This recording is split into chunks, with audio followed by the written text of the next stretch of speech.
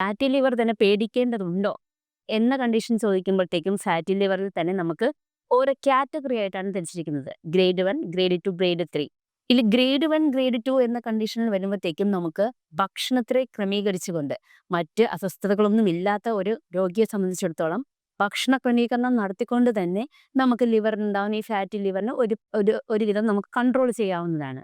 എന്നാൽ grade 3 fatty ലിവറുള്ള ഒരു കണ്ടീഷനുള്ള രോഗി പ്രധാനമായും ഫാറ്റി ലിവറിനെ അവഗണിച്ചുകൊണ്ട് ഫുഡ് പാനീയങ്ങളായാലും അതുപോലെ മദ്യപാനം കൂടുതലായിട്ട് യൂസ് ചെയ്യുമ്പോഴും ഫാറ്റ് ലിവർ അതായത് ഗ്രേഡ് 3 എന്നുള്ള കണ്ടീഷനിലെ ഫാറ്റി ലിവർ മാറി അത് ലിവർ സിറോസിസിലേക്ക് വഴിമാറാനുള്ള സാധ്യത കൂടുതലാണ്.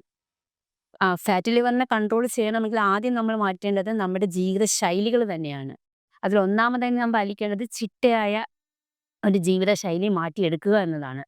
ചിട്ടയായ ആഹാര രീതികളിൽ കൂടുതലായിട്ടും ഫൈബറുകൾ അടങ്ങിയത് അല്ലെങ്കിൽ വൈറ്റമിൻ സി ആയിട്ടുള്ളത്, പ്രോട്ടീൻ അടങ്ങിയ ആഹാരങ്ങൾ ഇതെല്ലാം കൂടുതലായിട്ട് ഉപയോഗിക്കുക.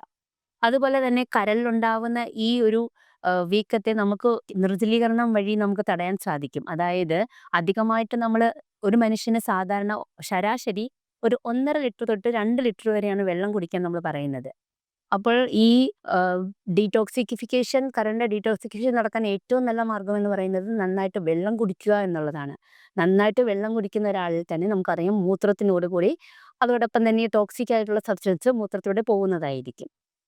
അത് സാധാരണ തിളപ്പിച്ചാറിയ വെള്ളം എത്രയാണോ ഒരു 1.5 ലിറ്ററോ 2 ലിറ്ററോ നമുക്ക് കുടിക്കാവുന്നതാണ്. രണ്ടാമത്തെ കാര്യമാണ് വ്യായാമം. ഇപ്പൊ എല്ലാവരുടെയും വീട്ടിൽ സ്കൂട്ടിയും അതുപോലെ തന്നെ കാറും ഒന്നും ഇല്ലാത്ത ഒരവസ്ഥയിലല്ല ഇപ്പൊ എല്ലാവരുടെയും വീട്ടിലെ എല്ലാ സജ്ജീകരണവും വീട് മുറ്റത്ത് തന്നെ വന്ന് നിൽക്കാവുന്ന എല്ലാം ഉണ്ട് താനും.